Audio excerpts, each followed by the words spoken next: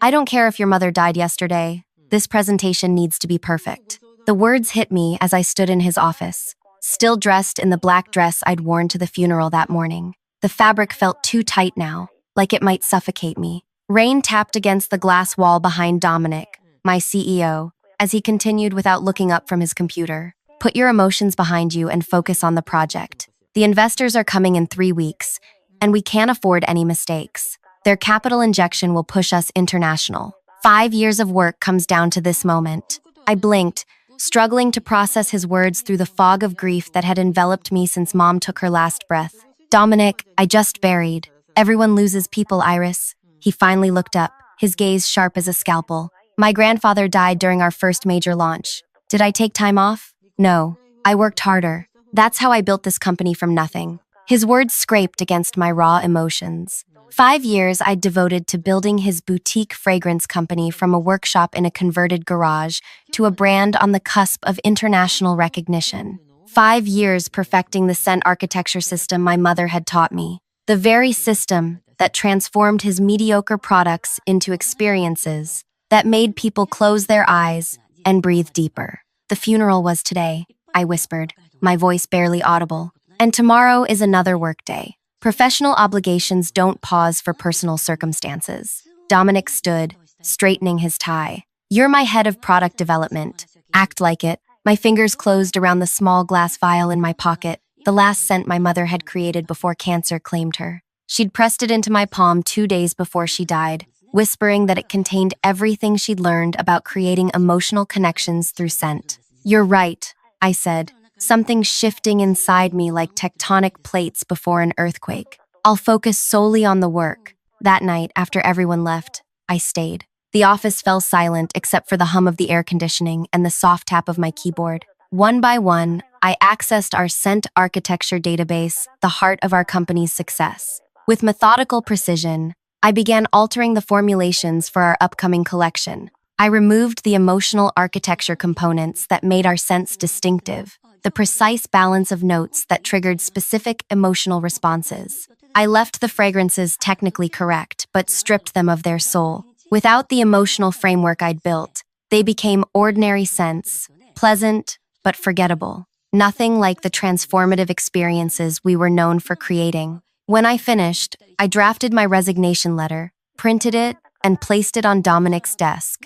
The next morning, his voice echoed through the office before I'd even taken my coat off. Iris, my office, now.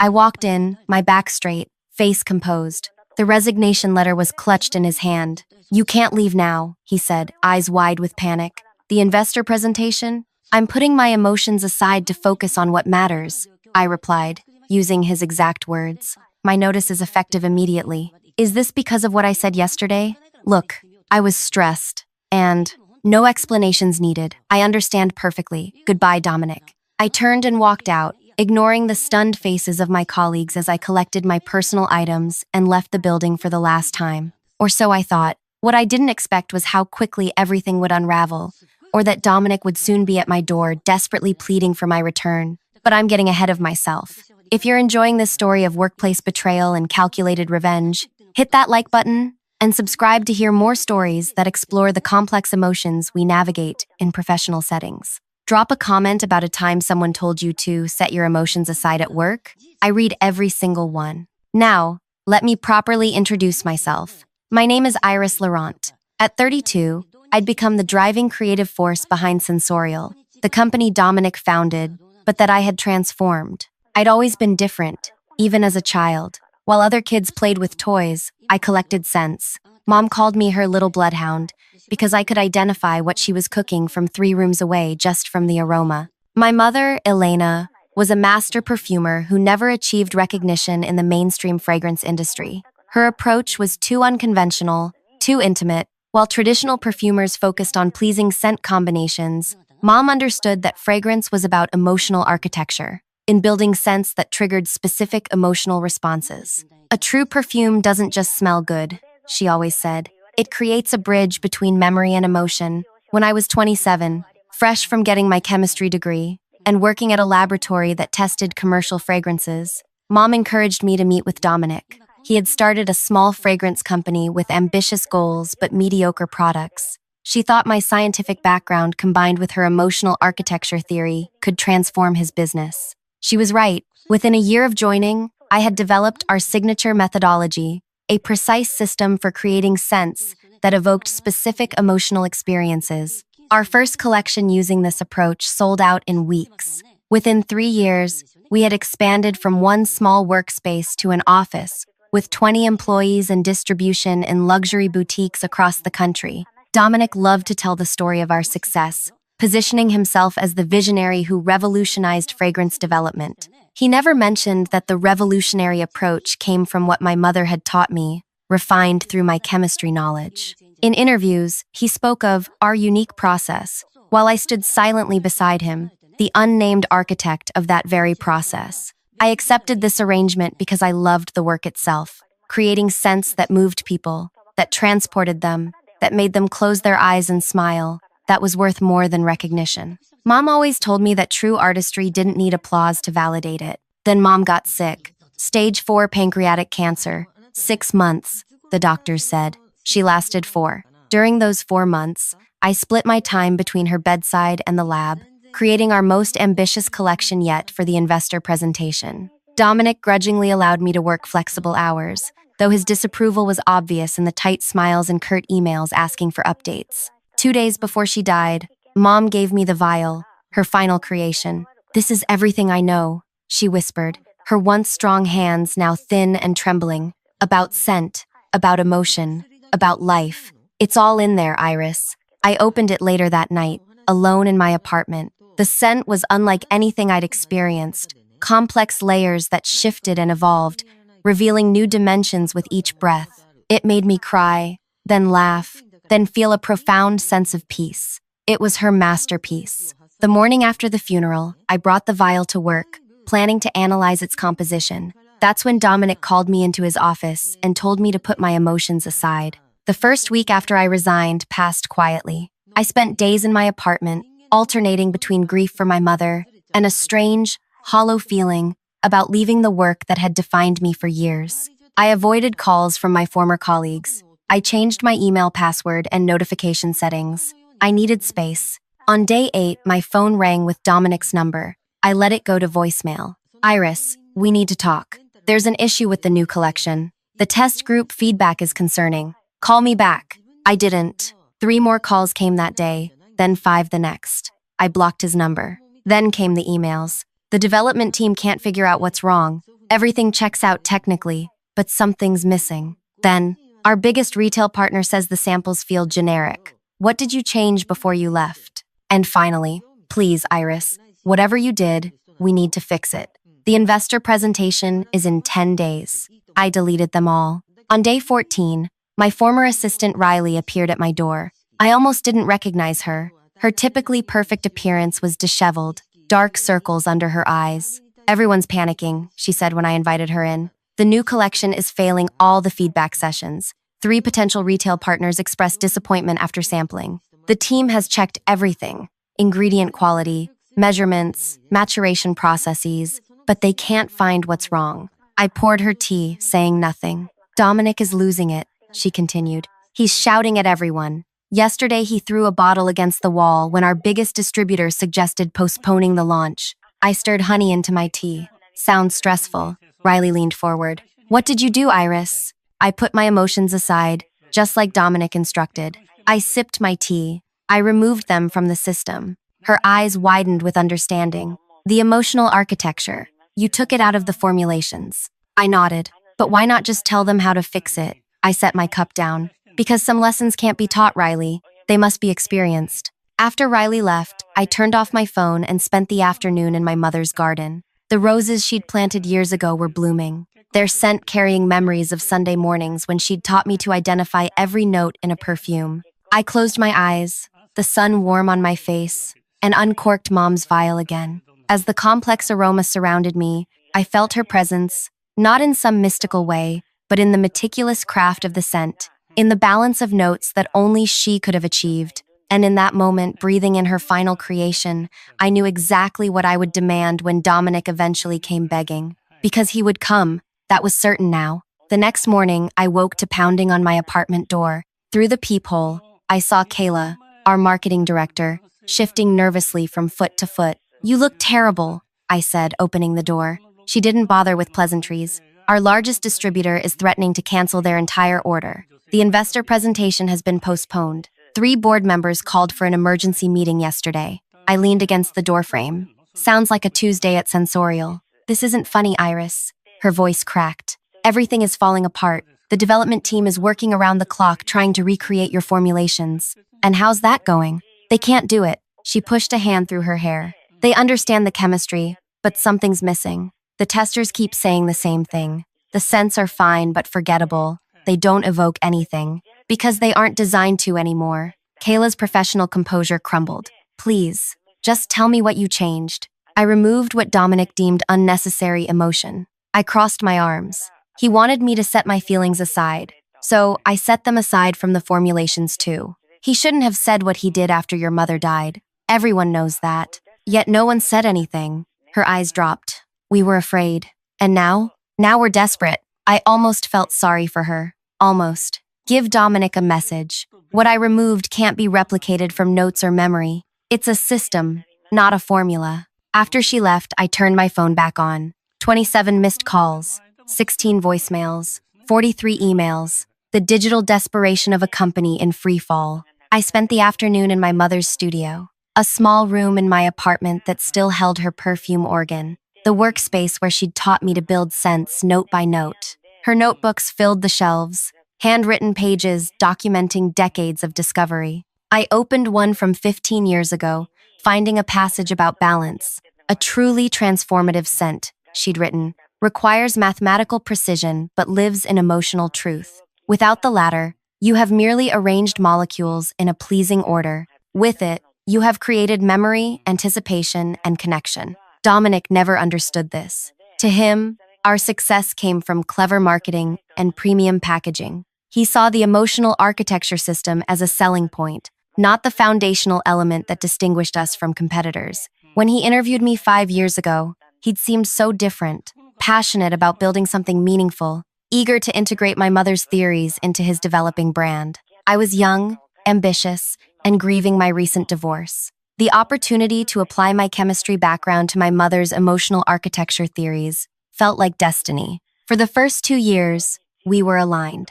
Dominic handled business. I created the products. Our first collection using my system, Truth Memory, sold out 3 production runs. When industry publications requested interviews, Dominic would say, "Iris is the real genius here," though he'd quickly pivot to discussing his business vision. Everything changed when big money entered the picture. An industry giant attempted to poach me with triple my salary. Instead of countering the offer, Dominic registered patents for our scent development methodology, listing himself as primary inventor and me as a contributing developer. When I confronted him, his response was baffling in its audacity. "I founded this company. Your contribution is valuable, but ultimately, Sensorial's success comes from my business strategy." I stayed despite this betrayal because I loved the work itself. Creating scents that moved people, that transported them, felt like my life's purpose, and I had nowhere else to go that would allow me the creative freedom I had, patents or not. So I buried my resentment alongside my creative recognition,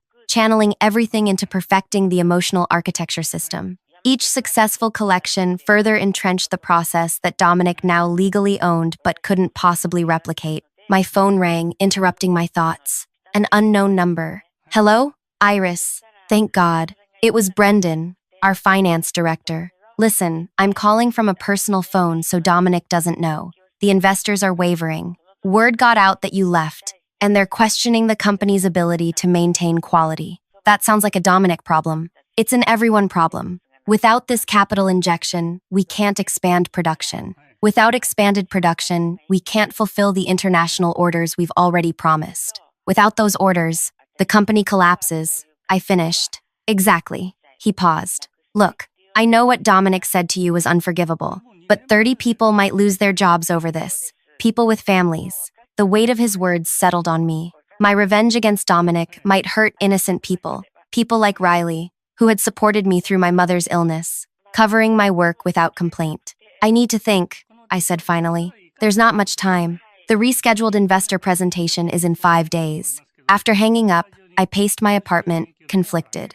My revenge was working perfectly. Dominic was panicking. The company was faltering, but the collateral damage troubled me. Mom would have said that true artistry should elevate others, not destroy them. I uncorked her vial again, letting the complex scent fill the room. As I breathed it in, I recognized something I'd missed before, a note of courage beneath the complexity. Mom's final message to me wasn't just about perfume, it was about standing in my power. My doorbell rang at 9:47 that evening. Through the peephole, I saw Dominic himself, his normally immaculate appearance disheveled, his confident posture replaced with something closer to defeat. I opened the door but blocked the entrance. 3 weeks, I said. That's how long it took for you to show up yourself. Can I come in? No, he sighed, looking suddenly older. I deserve that. You deserve worse. I know. He ran a hand through his hair. Everything we built is falling apart, Iris. We need you back. What exactly do you need? The head of product development who should set aside her emotions? Or the emotional architecture that makes our products unique? Understanding dawned slowly on his face. You removed it from the formulations. I put my emotions aside just as you instructed. He stepped back, the full implications hitting him. The architecture can't be recreated from the documentation? The documentation shows measurements and ingredients. The emotional architecture lives in application and intuition, in the space between notes, in the balance that creates connection. I leaned against the doorframe. In all the things you dismissed as irrelevant. I never said, when you told me to put my emotions aside, you weren't just being cruel about my mother's death. You were revealing how little you understand about what makes our products special. He was quiet for a long moment. What do you want? 3 conditions. First, a sensory therapy foundation in my mother's name. Second, a compassionate leave policy for all employees. Third, I return as Chief Creative Officer with complete autonomy over fragrance development. His jaw tightened. The board would never, then watch everything we built evaporate, I replied, beginning to close the door. Wait, he called. I'll make it happen. I want it in writing, and I want joint ownership of the patents. That's not one of your 3 conditions. I just added a 4th. He looked like he might argue, then deflated. I'll have legal draw up the papers tomorrow. You have until noon. After that, I permanently delete all my private notes on the emotional architecture system. After he left, I sat in the darkness of my apartment, uncertain if I'd won or lost. Revenge had been satisfying, but hollow. What I really wanted wasn't just to punish Dominic, it was to honor my mother's legacy and protect the work I believed in. I pulled out her vial again, breathing in the complex notes. In that moment, I made my decision. The next morning, I received the documents by courier.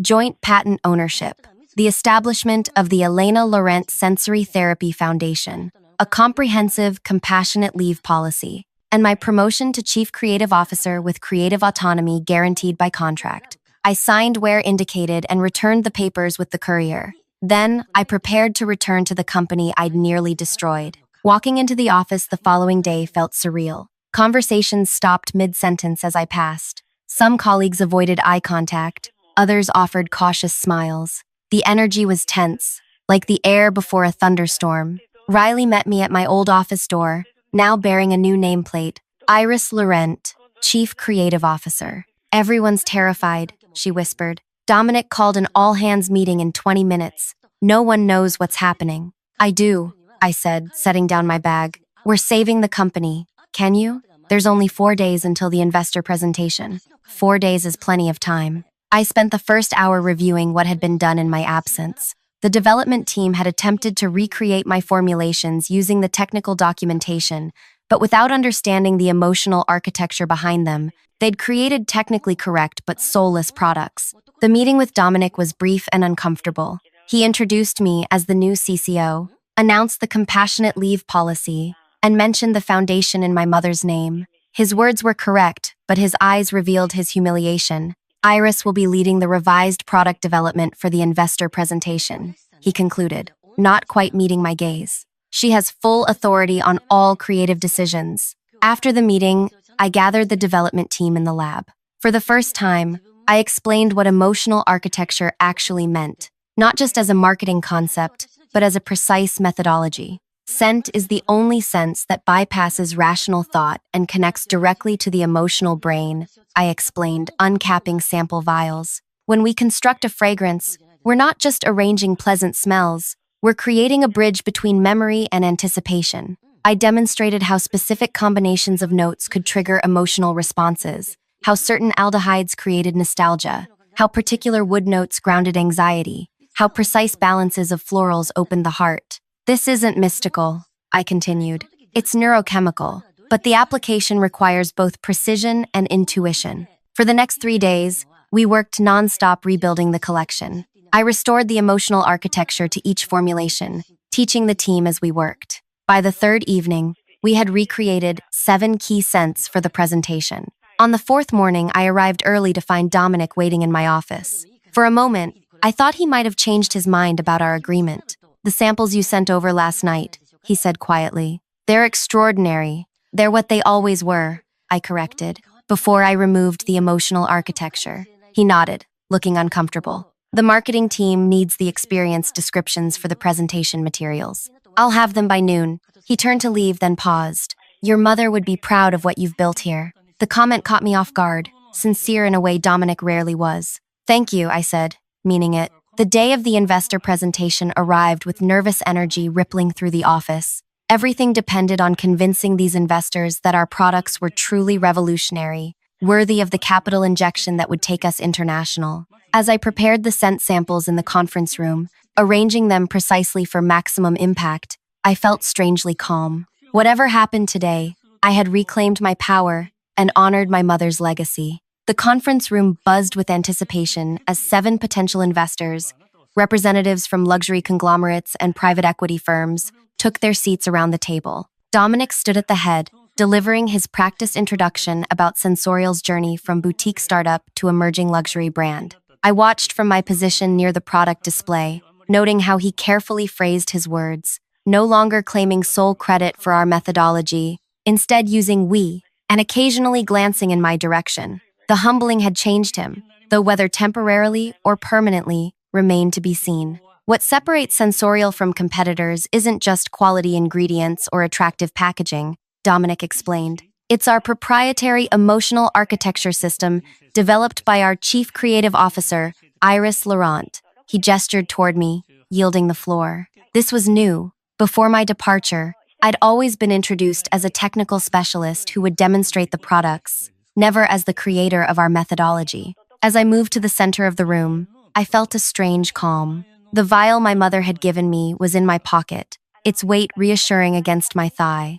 "Fragrance is unique among luxury products," I began. "Unlike a handbag or jewelry, which you appreciate visually before purchasing, scent must be experienced to be understood. And unlike those items, fragrance works directly on the brain's emotional centers." I distributed the first sample cards, each treated with one of our signature scents. "What you're about to experience isn't just a pleasant aroma. It's an emotional journey crafted with mathematical precision." One by one, the investors closed their eyes as they breathed in the scents. I watched their faces transform, tension releasing from furrowed brows, lips softening into slight smiles, shoulders dropping as the carefully constructed notes triggered neurological responses. Our first collection focused on emotional balance. I continued, moving to the next sample. This upcoming collection explores emotional clarity, the moments when we see ourselves and our lives with perfect understanding. As the presentation progressed, I noticed something unexpected. Dominic, who normally maintained tight control over investor meetings,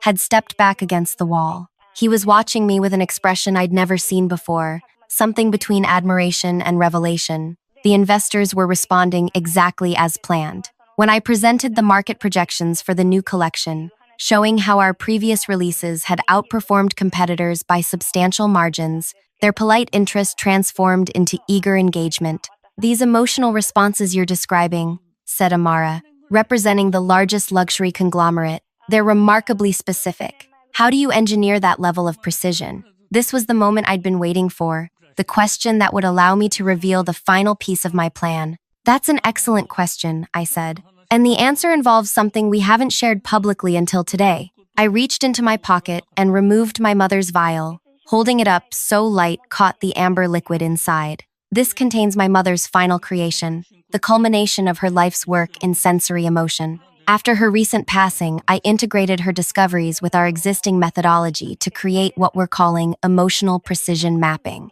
Dominic straightened against the wall, his eyes widening slightly. This wasn't part of the planned presentation. Using this advanced approach, I continued, we can create scents that target not just general emotional states, but specific emotional experiences. Not just calming, but the calm clarity after making a difficult decision. Not just uplifting, but the rising joy of recognition for work well done. I uncapped the vial and placed a single drop on 7 new sample cards, passing them to the investors. This is just a prototype, but it demonstrates the potential of where we're heading. As they experienced the scent, the transformation was immediate and profound. Amara actually gasped. Another investor's eyes filled with tears. A third looked up with an expression of wonder I'd only seen in children. What? What was that? Asked Amara, her composed business demeanor momentarily stripped away. That was emotional precision, I answered. A scent designed to evoke the specific feeling of coming home to yourself after being lost. The room fell silent. Even Dominic appeared stunned. Miss Laurent, said one of the investors, clearing his throat, am I correct in understanding that you personally hold this methodology? The foundational emotional architecture system is jointly patented between myself and Sensorial, I clarified, watching Dominic from the corner of my eye. This advanced application, emotional precision mapping, is still in development, built on my mother's final work. And it would be exclusive to Sensorial? Asked another investor. Under the right conditions, yes. The energy in the room shifted. What had been a standard investment opportunity had transformed into something the luxury industry rarely encountered. Genuine innovation with profound market potential. I think we should discuss terms, said Amara, looking at her colleagues, who nodded in agreement. Dominic stepped forward, attempting to regain control of the meeting. We've prepared projection models for various investment levels. Actually, Amara interrupted, I'd like to hear from Miss Laurent about what conditions would ensure her commitment to developing this methodology exclusively for Sensorial.